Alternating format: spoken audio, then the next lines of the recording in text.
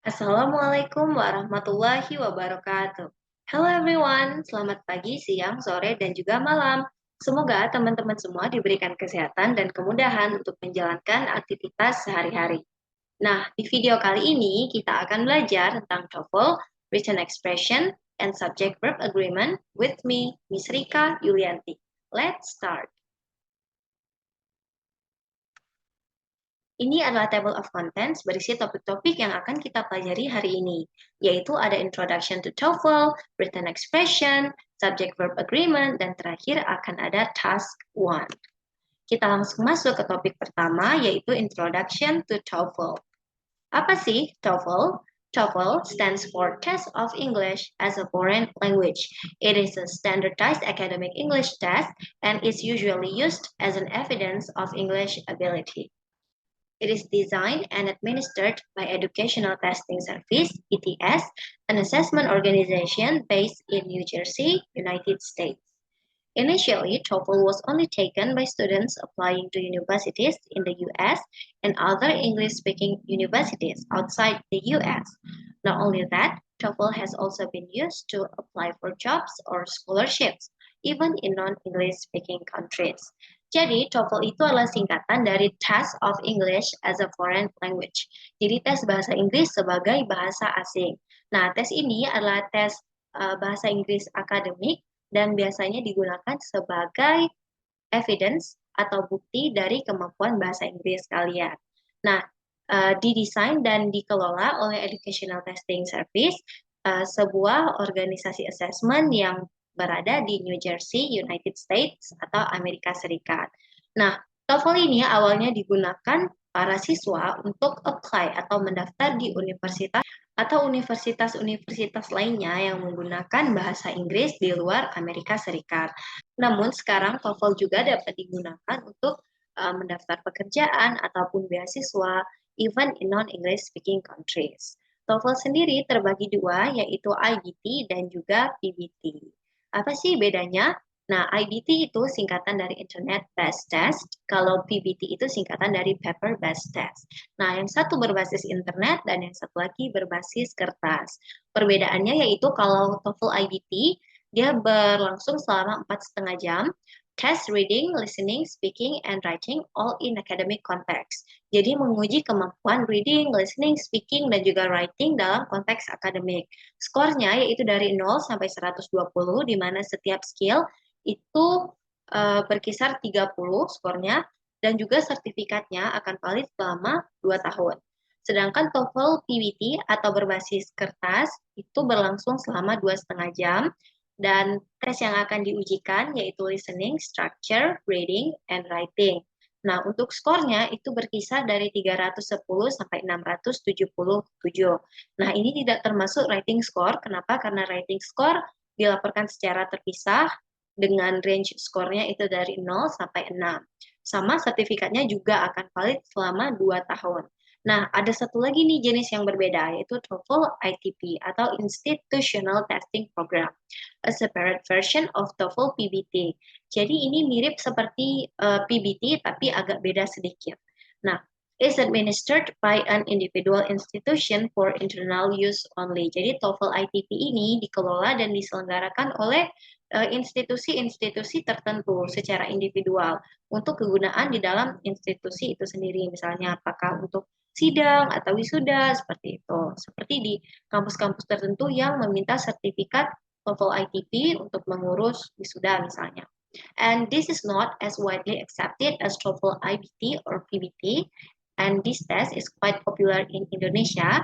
And also in this test, writing is not tested. Jadi, karena TOEFL ITP itu hanya kegunaannya untuk individual institution saja, dia tidak diterima seluas TOEFL IBT atau PBT. Tes ini juga lumayan populer di Indonesia, dan dalam tes TOEFL ITP ini, kemampuan menulis atau writing itu tidak diuji. Kita lanjut ke topik kedua, yaitu written expression. So, what is written expression? Nah, di dalam TOEFL itu, dalam TOEFL structure, ada satu section namanya written expression. It is used to test the understanding of grammar and sentence structure in English.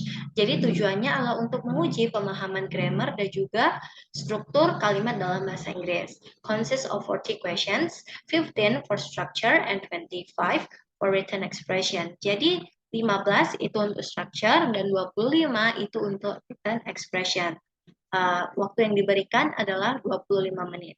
Di dalam written expressions ini kita akan diberikan kalimat-kalimat dan akan ada 4 kata atau frasa kata yang digarisbawahi dan kita diminta untuk menentukan mana yang salah, seperti itu.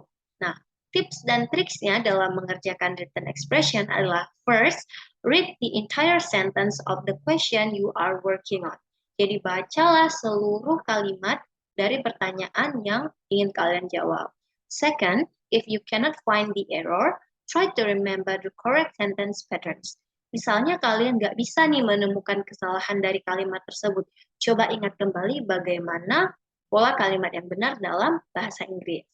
And third, the correct underlined sentence parts are in accordance with the existing patterns. Jadi bagian dari kalimat tersebut, bagian yang benar, nah itu sesuai dengan pola-pola yang ada dalam bahasa Inggris atau kaidah yang ada dalam bahasa Inggris. And the last one, don't focus too much on just one question. Jangan terlalu fokus berlebihan pada satu pertanyaan. Ingat, waktu kalian itu terbatas, jadi jangan sampai terbuang hanya untuk menjawab satu pertanyaan saja. Kita lanjut ke topik ketiga, yaitu subject-verb agreement. What is that? Nah, agreement is a pattern of agreement between subject and predicate or word and other words. Jadi agreement itu adalah pola kesesuaian antara subjek dan juga predikat antara satu kata dengan kata-kata lainnya. Subjects that use the words every, each, of, either, either of, neither, neither of are considered singular. Nah, jadi kalau misalnya kata-kata yang ada every, each of, either, either of itu dianggap sebagai singular atau tunggal.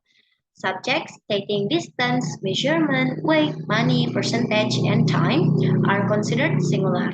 Ini sama kalau misalnya ada subjek yang mengindikasikan jarak atau ukuran atau misalnya berat, uang, persentase, dan juga waktu itu dianggap tunggal atau singular. Example, the cat eats fish. Nah, subjeknya ini the cat. Ini adalah subjek tunggal. Kenapa? Karena cat-nya nggak ada S-nya. Berarti kita tahu kucingnya itu cuma satu. Karena itu dalam simple present tense, kalau misalnya subjeknya adalah orang ketiga tunggal, maka verb-nya itu harus ditambah S atau IS. Makanya di sini eat, yaitu makan, ditambah dengan huruf S. Eat fish. Seperti itu. Every day is a fresh start. Ingat, every itu mengindikasikan singular atau tunggal. Karena itu dia diikuti dengan to be is.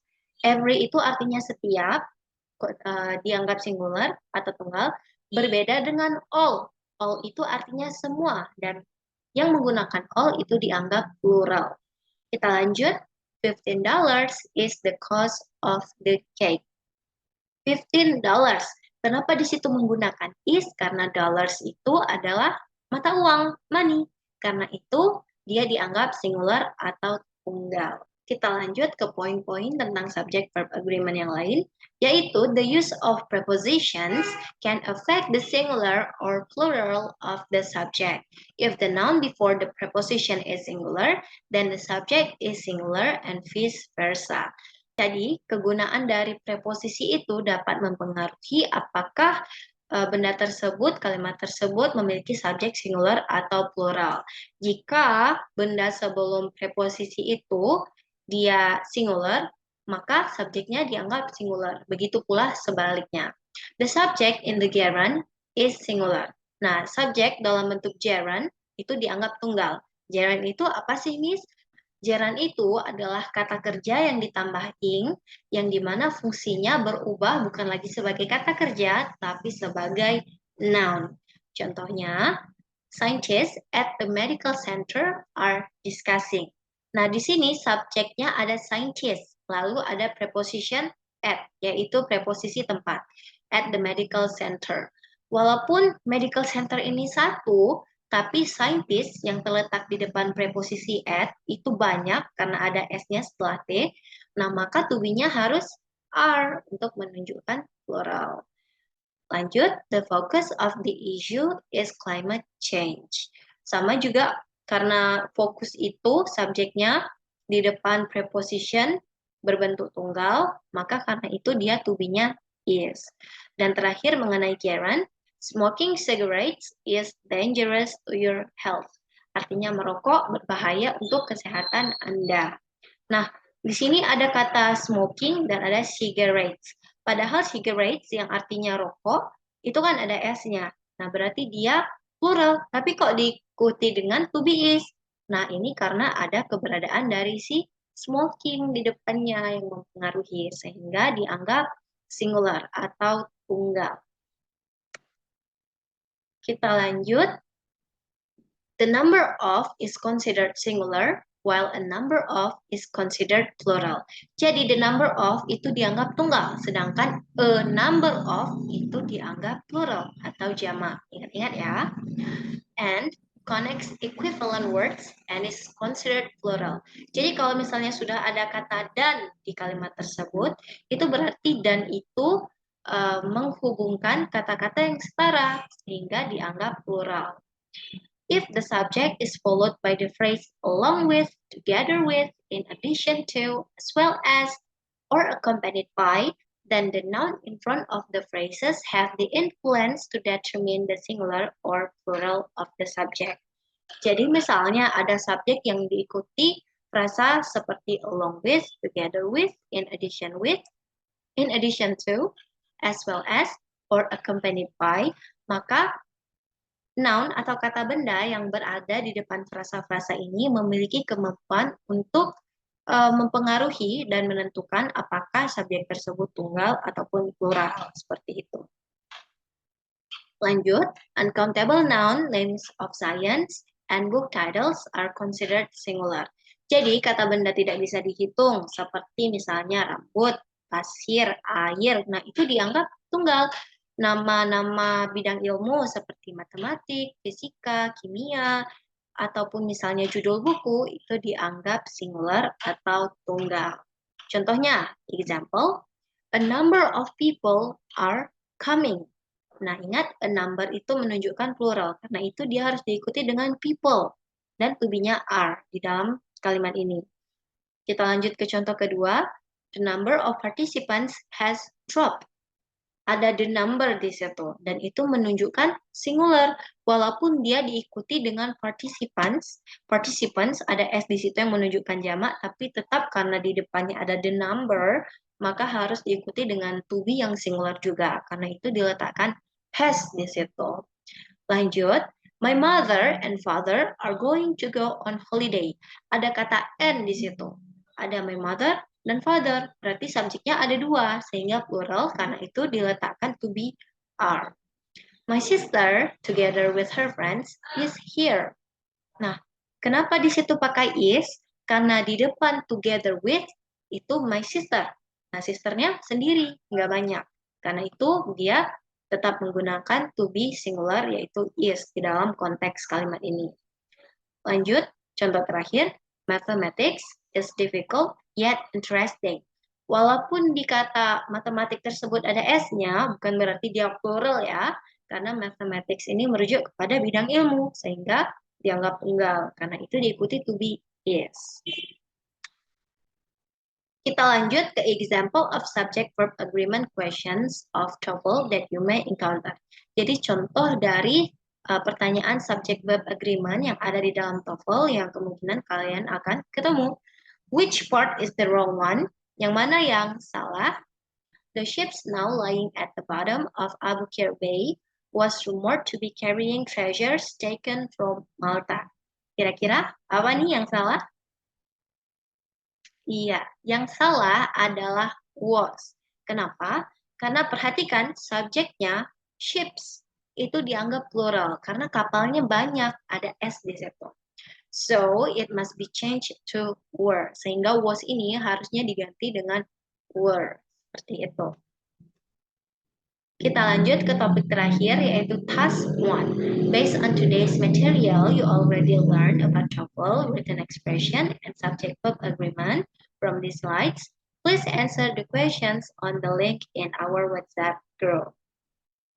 Well, before I end, I have a quote and I think it will be lovely to share to you, which is, before anything else, preparation is the key to success.